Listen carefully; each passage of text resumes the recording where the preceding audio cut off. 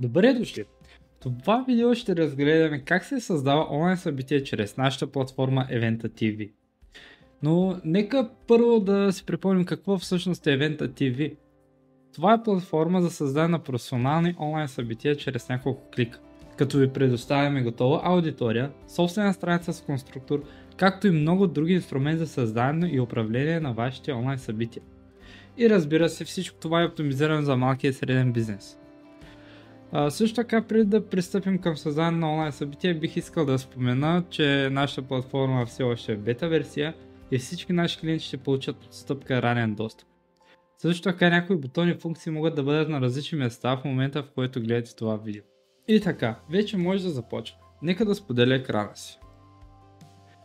Първата стъпка, разбира се, е регистрация на организация. Това може да направите от бутона вход в горния десен ъгъл. А след това трябва да изберете вход за организации. Тук имате две възможности. Ръчна регистрация или вход чрез Google аккаунт. В моя случай ще избера вход чрез Google аккаунт.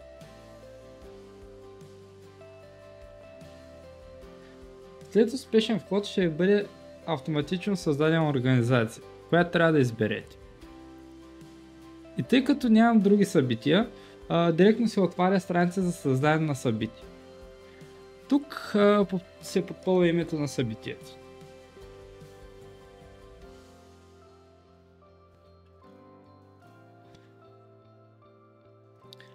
Адрес на събитие.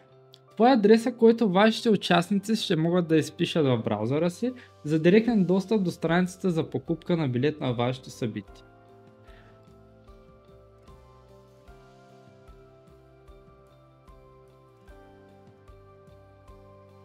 Следва да изберете типът на събитие.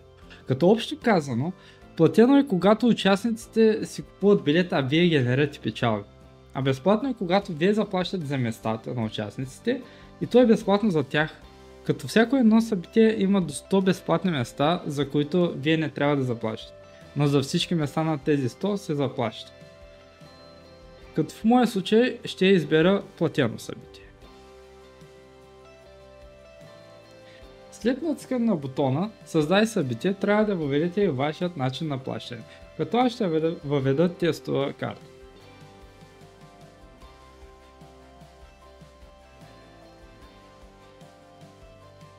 И така добавяте вашият начин на плащане. След успешното му добавяне, трябва да изберете начин на плащане, който добавихте, за да заплатите събитието. Както виждате, събитието ви е създадено. Сега е време да се конфигурира. Избирате събитието и е време да ви разкажа повече за опциите, които може да конфигурирате. В това видео ще дам кратка информация за всяка страница от менюто, а в отделни видеа ще дам подробна информация за всяка една от тях. Ще започнем с статистиката. Тук имаме базова статистика за събитие. Следващата страница е управление.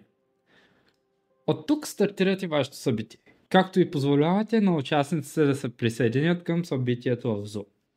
Следва участници. В тази страница виждате всички участници, които са си закупили билет. Също така можете ръчно да добавите участници. И така стигнахме до страница. Това е страницата, която участниците ще видят, щом вашето събитие започне.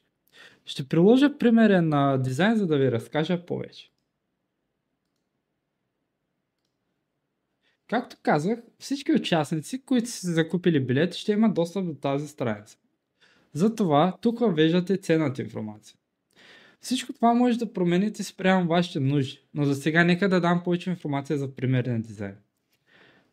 Тук има видео, приветствен текст и бутона, от който участниците ще се присъединят към вашето събитие. Следва секцията за въведение и описание. А след нея график, където участниците могат да видят точно графика на цялото събитие. Също така е важно да има основна информация за водещите, която е тук. В тази секция може да добавите вашите допълнителни ресурси, които всеки участник получава с покупката на билет. За идея може да използвате нашите стикери, които може да изтеглите от главната страница, които са тук. Разбира се, ако имате ваши книги, може да ги покажете в секция виртуална книжарница, като добавите директни линкове за покупка.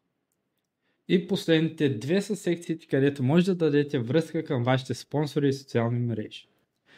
Нека да продължим с визия. Тук конфигурирате страницата за покупка на билет, като добавите текстове, изображения и видео, които описват вашето събитие. От бутона Преглед на страница може да прегледате как всъщност потребителите виждат страницата за покупка на билет. Следващата страница е билети. В тази страница избирате цената на билета, както и характеристиките на билета. Под характеристики може да разберете какво всъщност участника си купува чрез покупка на билет. Следва печалба. Тук си създавате Stripe акаунт, чрез който вашите печалби ще бъдат директно изплащани. Също така може да следите вашите приходи и разходи. Чрез добавки, вие може да добавите различни екстри към вашето събитие или да увеличите неговия капацитет. Предпоследната и една от най-важните страници е настройки. Тук може да промените името на събитието, както и адреса. Да изберете кога ще се проведе събитието и от кога участниците закупили билети ще имат достъп до основната страница на събитието. Както и да направите вашето събитие публично достъпно. И разбира се, имаме страница помощ, в която може да получите основна информация за работата с платформата. С това приключва това видео.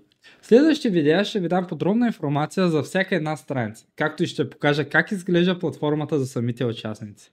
Може да посетите нашата платформа на адрес eventa.tv. Благодаря ви!